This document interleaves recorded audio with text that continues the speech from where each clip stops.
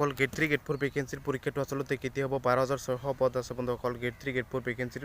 12600 পদৰ পৰীক্ষাটো কেতিয়া হ'ব অসম চৰকাৰৰ অসম পুলিচৰ হাতনে 5536টা পদ আছে বন্ধুসকল ফিজিক্যাল হ'বলৈ বাকী আছে হেতু জুলাই মাহত হ'ব বুলি কৈছে অসম চৰকাৰৰ হাতনে গেট 3 গেট 4 ভেকেন্সি পৰীক্ষা মুখ্যমন্ত্ৰী ডাঙৰীয়াই ঘোষণা কৰিছে আৰু ভিডিঅ'টো শ্বেয়াৰ কৰিবলৈ জনাইছো চেনেলটো সাবস্ক্ৰাইব কৰি দিব আৰু ইমান সাপোৰ্ট মোৰ মাকৃবাদ জনাইছো সকলোক মই চেলেট জনাইছো সকলোক মই ধন্যবাদ জ্ঞাপন কৰিছো যে মোক ইমান সাপোৰ্ট মোৰ মাকৃবাদ জনাইছে বন্ধুসকল অতি সোনকালে সাধাৰণতে 23000 সাবস্ক্ৰাইব কমপ্লিট হৈ যাব বন্ধুসকল আপোনালোকৰ সাপোৰ্ট মৰম সকলোক ধন্যবাদ জ্ঞাপন কৰিছো অতি সোনকালে যাতে 50k সাবস্ক্ৰাইব কমপ্লিট কৰি দিয়ে সকলোক মই ভিডিঅ'টো শ্বেয়াৰ কৰিবলৈ জনাইছো নিজৰ দাদা ভাইটি বুলি কোনো ধৰণৰ টকা পইচা মই চোৱা নাই সকলোক মই চেনেলটো সাবস্ক্ৰাইব কৰিবলৈ জনাইছো লাইক এটা কৰি দিব ভিডিঅ'টো শ্বেয়াৰ কৰিবলৈ জনাইছো আৰু মই যিবোৰ আপডেট দিম অসম চৰকাৰ গেট 3 গেট 4 পৰীক্ষাৰ ওপৰত হক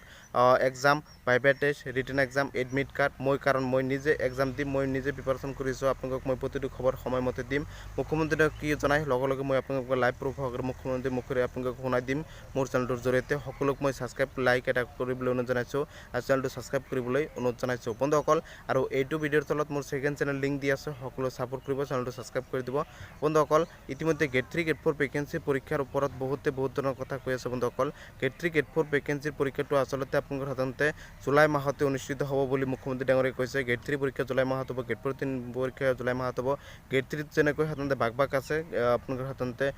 10 পাস আছে 12 পাস সায়েন্স ষ্ট্ৰীম বা আৰ্টছৰ পৰা বেলেগো আছে গ্ৰেজুৱেশ্যন আছে বন্ধুসকল তিনিটা ষ্টেপ আছে তিনিটা ভাগে পৰীক্ষা হ'ব গেট 3 আৰু গেট 4 তো তেনেকৈ তিনিটা ভাগে হ'ব 8 পাস 10 পাস 12 পাস তেনেকৈ পৰীক্ষা হ'ব আৰু যিসকলে সাধাৰণতে গেট 4 তে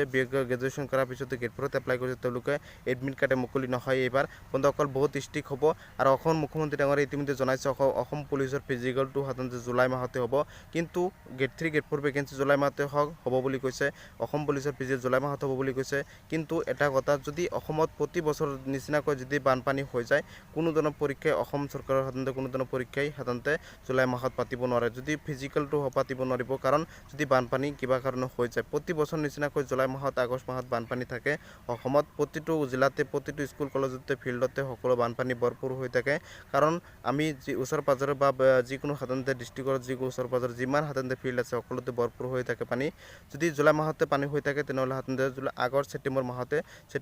হৈ যাব কিন্তু 26041টা পোষ্ট আছিল যেহেতু কিন্তু আগষ্ট মাহতে পৰীক্ষা হৈছিল তেনেকৈ আগষ্ট ছেপ্টেম্বৰ মাহতে মোটামুটি জুলাই আগপাছকৈ পৰীক্ষা অনুষ্ঠিত হ'ব জুলাই মাহত কিবা কাৰণত যদি হ'ব নোৱাৰে বন্ধুসকল যদি কিবা কাৰণে বানপানী হৈ যায় আৰু মই যিবোৰ আপডেট দিব একেবাৰে সঁচা কিন্তু হয় বন্ধুসকল যিসকলে মোৰ ভিডিঅ'সমূহ 2-3 বছৰ আগৰ পৰা চাইছে তেওঁলোকে গম পায় মই মোটামুটি 5-6 বছৰ ধৰি ভিডিঅ' বনাওঁ মোৰ অলপ অভিজ্ঞতা আছে আৰু কি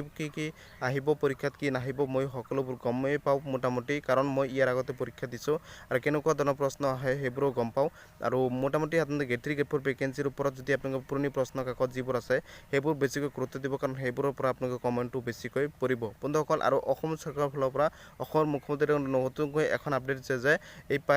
1 লাখ চাকৰি কমপ্লিট হোৱাৰ লগে আপোনালোকৰ সাধাৰণতে 35000 নতুনকৈ চাকৰি এডভাৰটাইজ মুকলি কৰিব 35000 নতুনকৈ চাকৰি এডভাৰটাইজ মুকলি হ'ব বা 35000 পদ মুকলি হ'ব ইতিমধ্যে কিন্তু মুখ্যমন্ত্ৰী ডাঙৰীয়াই এই কথাখিনি ঘোষণা কৰিছে বন্ধুসকল আপোনাৰ এই মুখ্যমন্ত্ৰী ডাঙৰীয়াই এই যিটো 35000 চাকৰি মুকলি হ'ব বা 35000 সাধাৰণতে চাকৰি মুকলি কৰি দিব এইটো কিন্তু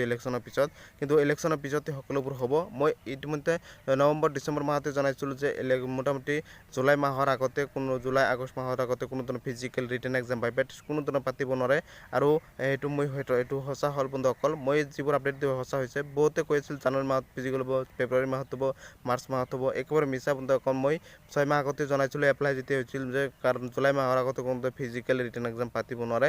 কাৰণ ইলেকশ্যন আছে আৰু এইবোৰ সাধাৰণতে লগে কেতিয়াও নাপাতে আৰু জুলাই আগষ্ট মাহৰ সময় আছে বন্ধুসকল এতিয়া 3 মাহ সময় আছে জুলাই মাহত পাতিলে মাৰ্চ মাহ শেষ হ'ল আজিৰ দিনটোতে মাৰ্চ মাহ শেষ আপুনি March April May June July বন্ধুসকল 3 মাহ 4 মাহ সময় এতিয়াও আছে বন্ধুসকল আপোনালোকে যদি সাধাৰণতে প্ৰিপাৰেচন কৰাই নাই এতিয়ালৈকে এতিয়াও ষ্টাৰ্ট কৰি দিব পাৰে 4 মাহ সময় আছে তাৰো আৰু বানপানী হৈ গ'ল আৰু মোটামুটি 2 মাহ পিছ হৈ যাব 7 মাহ 6 মাহ 7 মাহ হৈ যাব আপোনালোকে প্ৰিপাৰেচন কৰক লাইক এটা কৰি দিব চেনেলটো সাবস্ক্ৰাইব কৰি দিব লাইক এটা কৰি দিব ভিডিঅ'টো শ্বেয়াৰ কৰিবলৈ অনুৰোধ জনালোঁ।